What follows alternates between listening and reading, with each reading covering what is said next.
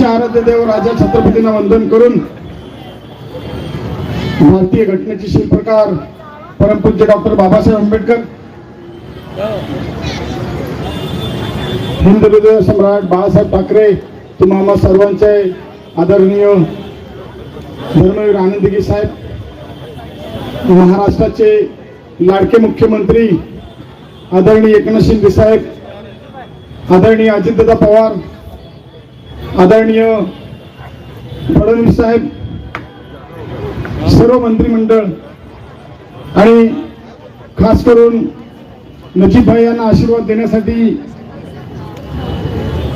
गोपीनाथ मुंडे साहेबांचे शिष्य, परम शिष्य आदरणीय धनंजय मुंडे साहेब, कृषी मंत्री महाराष्ट्र राज्य, आपल्या या उमराव विभागामध्ये आलेले आहेत.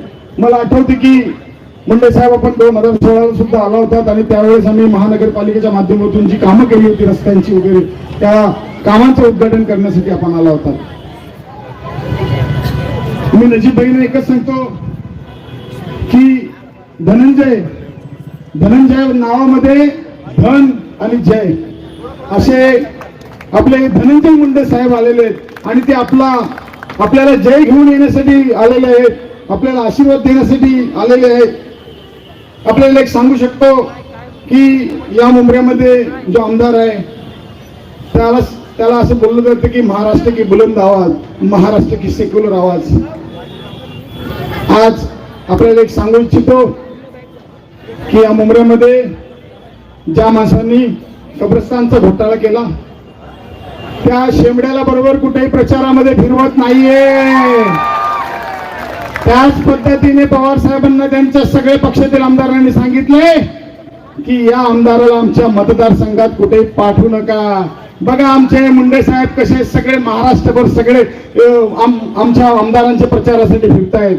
हा आमदार इथं गल्लोगल्ली भीक मांगते कि मुझे वोट दो, मुझे 5 साल दो, मैं टोरेंट भी भगाऊंगा, सब कुछ करूंगा.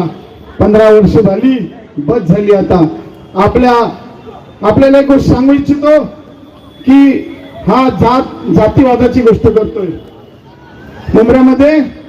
इथं माझे बरेच मुस्लिम बांधव आहेत. मुंबई में बहुत मेरे मुस्लिम भाई है यहाँ पर, जो कि दिल्ली में एक शाहीन बाग करके जो हमारी महिलाओं ने, मुस्लिम महिलाओं ने CAA और NRC का जो विरोध करने के लिए शाहीन बाग का यहाँ पर मुंब्रा में आंदोलन करने के लिए सोचा था, लेकिन उस वक्त हमारे आमदार ने उसके लिए पुलिस से विरोध करने का कहा था कि उनको बैठने मत दो.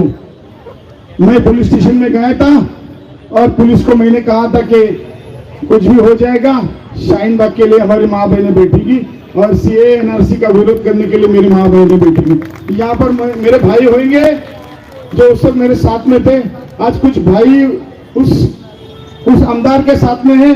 उनसे मैं यही कहूंगा कि हमारी बहनों को जो हक दिलाने के लिए जो हम लोग बैठने वाले थे, उसमें इसने जब अड़ंगा डाला था तो आप लोग उसके साथ दे रहे.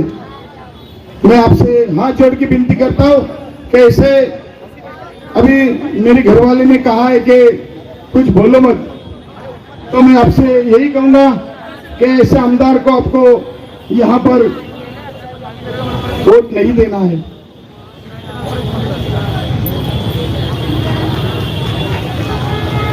आपसे एक बात कहना चाहूंगा कि तलवे चाटने वाले कभी इतिहास नहीं बनाते. तलवे चाटने वाले इतिहास कभी नहीं बनाते, टकराने वाले इतिहास बनाते. कहा था उसके सामने बैठ के मैंने कहा था कि तू 1 नंबर का झूठा है. क्यों कहा था? जब विष्णु भगत को 2022 में वो कह रहा था कि तू राजन के सामने इलेक्शन लड़ेगा क्या, तो विष्णु भाई ने तुरंत आके मेरे को बोला कि ये जितेंद्र आवाड़ ऐसा बोलता है कि तू राजन के सामने इलेक्शन लड़ेगा क्या. तो विष्णु भाई बोला कि हम लोग आपस में नहीं लड़ सकते, तो ये हमेशा इसने आपस में लड़ाने का काम किया. ये मेरे बाजू में मेरे लेफ्ट में मेरा भाई बैठा है, महीन भाई. इससे भी मैं कहता हूँ कि देखो पिछले 5 साल में आपको बेवकूफ बनाया है, अगले 5 साल में भी आपको बेवकूफ बनाएगा. जब तक शानू पठान है तब तक वो आपको किधर चांस नहीं देगा। मैं बोलता हूँ कि नजीब भाई जो आए हुए और भविष्य में नजीब भाई आमदार बनेंगे इस 23 तारीख के बाद, तो आपको नजीब भाई का स्वागत करते हुए मैं समझता हूँ कि इस मंच पर आकर हमारे मुंडे साहब आए हैं, उनके हाथों से घड़ी का निशान और घड़ी का मफलर पहन लीजिए। आप भविष्य में जरूर नगर सेवक बनेंगे, मैं ये दावे के साथ में कहता हूँ।